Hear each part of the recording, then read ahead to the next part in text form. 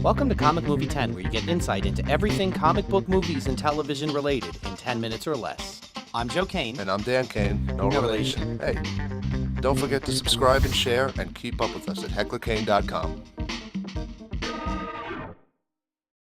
On today's episode, we're going to be doing a review of the Ant-Man and the Wasp movie. Yes, Ant-Man and Wasp. It's the sequel to Ant-Man, which was 3 years ago. Yes. And maybe didn't get as much hype because the previous movie was the biggest movie in the entire universe. Exactly. But it was a good one. Okay. It was a good one. We had a really good time. We enjoyed. We went and saw it with our respective nieces and nephews, and everybody went. Yeah. So different than our normal viewing experience. Yes. Yeah. But we wanted to hit a couple of things that went down in the movie, and we're just going to start to run down them.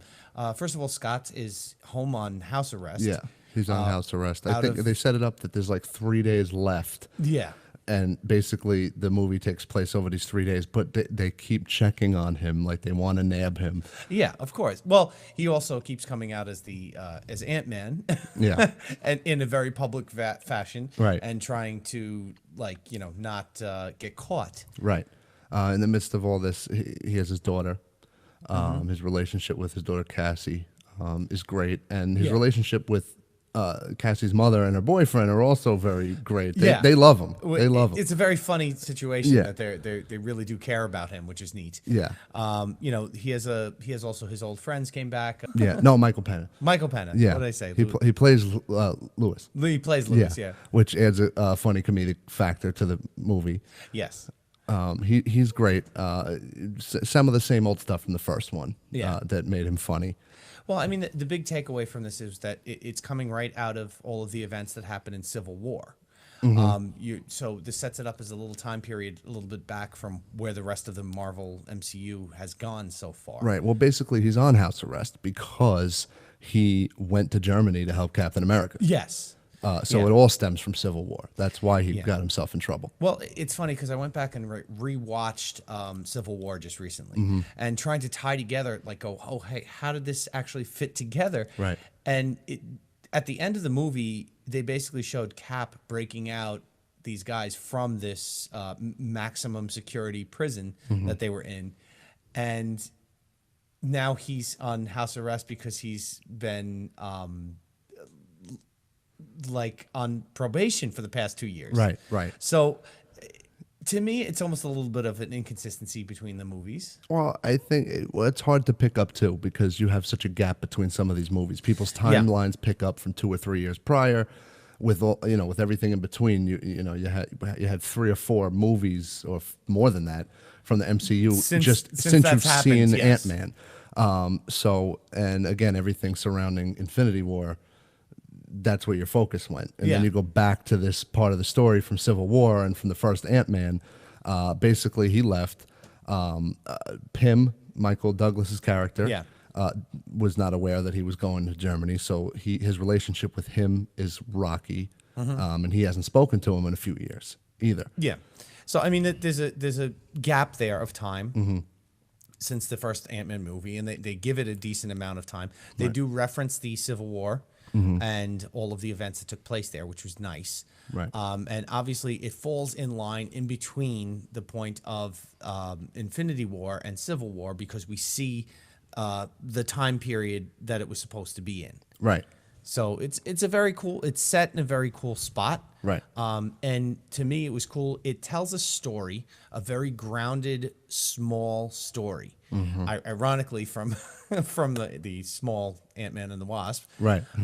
It tells a little story about a former colleague of Hank Pym, who is trying to protect this girl who is now the Ghost. Right. And by using quantum particles that he's now getting by chasing down Janet Van Dyne, who was Hank Pym's wife, right, who is stuck in the quantum realm. Right. Okay, I hope I got that all out. Yes.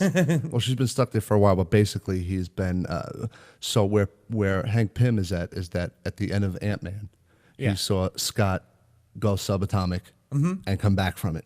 Well, yeah, and that gave him a clue as where to start his research back to figure out how to do it. How to bring his wife back. Yeah. But The first movie was Ant-Man. This is Ant-Man and the Wasp. Yes. So we got to see a new superhero. Yeah. First time on screen as a full flushed out character. We saw Janet Van Dyne's version of it briefly in the first Ant-Man. Right. But this full flushed out Wasp is Hope Van Dyne. Right. Played by Evangeline Lilly. And she is basically getting brought into what her father is trying to do. And he presents her, she's now become the Wasp. He made a suit for her with more technology than Scott's suit had. Yeah. Understandably so. It's his daughter. Yeah. And you get to see her character. And she's a kick-ass character.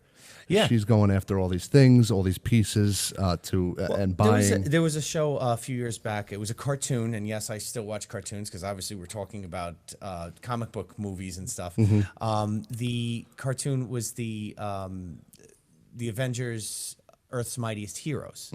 And that was the first real time you got to see the character of Wasp flushed out.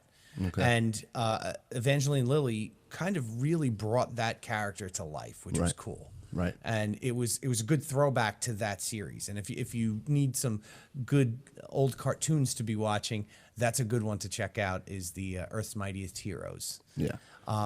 So getting back to Ant-Man. Yeah, she's going around. She's basically spending money, a lot of money, to buy up what she needs to get back her mother from being subatomic.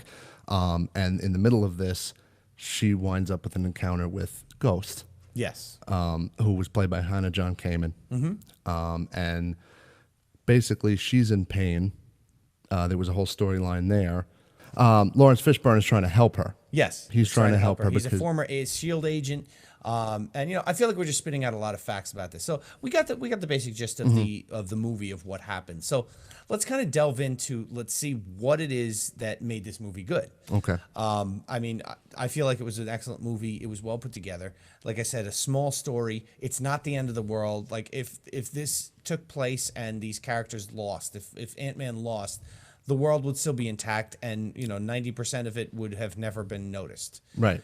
That's a cool point to look at, because most of the Marvel movies now are world-ending scenarios. Right. Avengers, of course, all three of them. Yeah. The other movie in the MCU that I think about that relates to Ant-Man is Homecoming.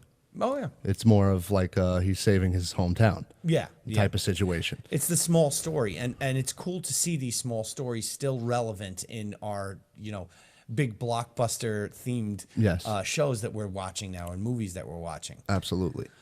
So, I mean, a couple of things that happened during this, which were points that I wanted to kind of point out. They did a lot of flashback scenes to older times, and they had Lawrence Fishburne, they had Michelle Pfeiffer and Michael Douglas all de-aged. Right. This is like the new technology that they're putting out there, which is really cool to see.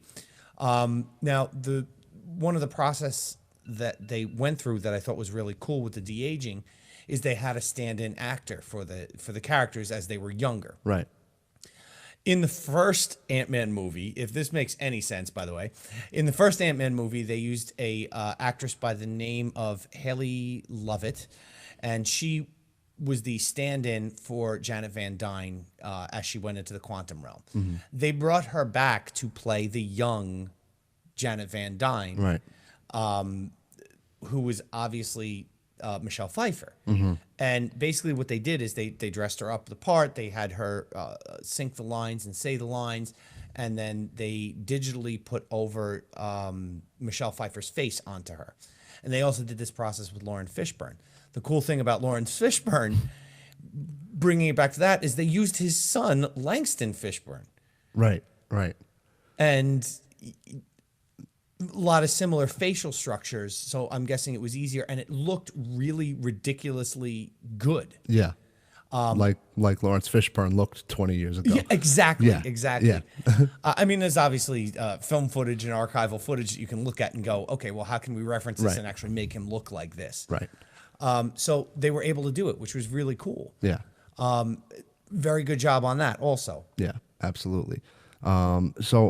Basically, going forward, it was a lot of chasing around a miniaturized building. Yes. for the technology. Ghost wanted it to save her life, and Lawrence Fishburne was helping her. And there was also another party that was trying to attain it. The guys, Some organized crime group, yes, was trying to attain it for money. Yeah. And basically, it was the same thing that they needed to help save Ghost was the same thing they needed to save Wasp's mother. Yes. Story tied up with a happy bow at the end.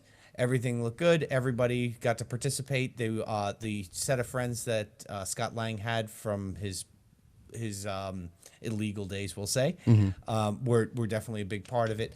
Overall, story went very well. Good small story for the big screen. We love bringing you these episodes, and we need your help to keep them coming. Please don't forget to share and subscribe, and keep up with us at hecklerkane.com.